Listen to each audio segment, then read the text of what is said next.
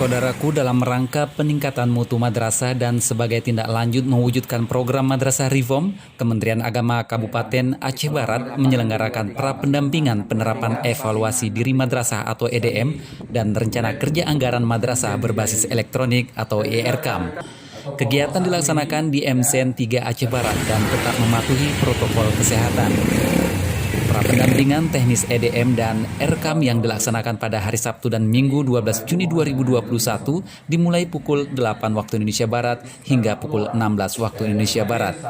Pendampingan ini menghadirkan 1 orang tim inti provinsi, 3 orang tim inti Kabupaten Aceh Barat, dan bekerja sama dengan 1 orang tim inti Kota Banda Aceh. Dan kegiatan ini diikuti oleh 57 madrasah meliputi Madrasah Ibtidaiyah, Madrasah Sanawiyah, dan Madrasah Aliyah.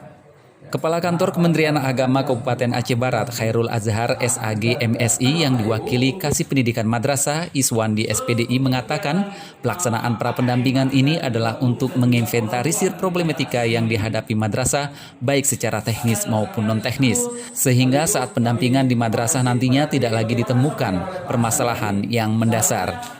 Iswandi menambahkan bahwa di era serba digital sekarang ini menuntut semua pihak untuk melihat teknologi sebagai bentuk wujud peningkatan mutu madrasah.